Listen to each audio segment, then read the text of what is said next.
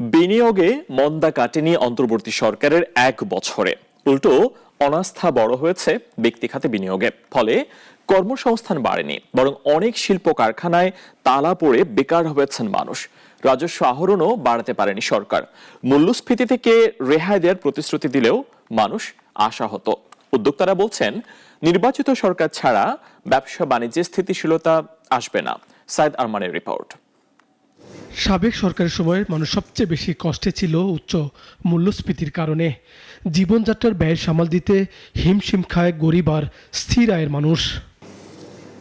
অন্তর্বর্তী সরকার দায়িত্ব নেয়ার পর পরিস্থিতি কতটা পাল্টালো? বাংলাদেশ পরিসংখ্যান ব্যুরোর হিসাব বলছে, জুলাই মাসে মূল্যস্ফীতি 8.55%, যা নতুন করে বেড়েছে।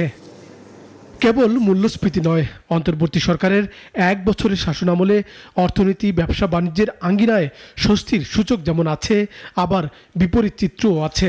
বিশেষ করে ব্যক্তি খাতে বিনিয়োগ ঝিমিয়ে পড়েছে।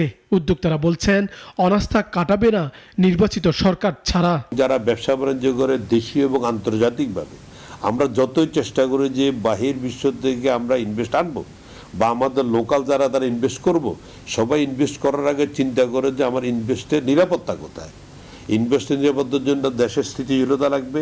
স্থানীয় বিনিয়োগের বাইরে শ্লথ হয়ে পড়েছে বিদেশি বিনিয়োগও। এমনকি ব্যক্তি খাতের উদ্যোক্তারা বিদেশ থেকে ঋণ আনতেও ব্যর্থ হচ্ছেন রাজনৈতিক সরকার না থাকায়। বাহিরের দেশের যারা আছে তারা এখানে ইনভেস্ট করবে, আর লোকাল যারা তাদের সহায়তা ছাড়া তাওয়া পারবে না। তাহলে দোনো সাইডের উইন উইন সিচুয়েশন যদি করে আমরা দেশকে এবং ব্যবসাকে এগিয়ে নিতে চাই, তার জন্য সর্বপ্রথম শর্ত হলো দেশের স্থিতিশীলতা। আর এই স্থিতিশীলতা আসতে হলে একমাত্র রাজনৈতিক সরকার দ্বারাই সম্ভব, অন্য কোনো সরকার সম্ভব না। ব্যবসা বাণিজ্য নিয়ে সরকার অনেক ক্ষেত্রে অদক্ষতার পরিচয় দিয়েছে বলে উদ্যোক্তারা মনে করছেন। তারা মনে করেন, বিগত এক বছরে সরকার অনেক প্রতিশ্রুতি দিলেও বাস্তবায়নে অগ্রগতি কম।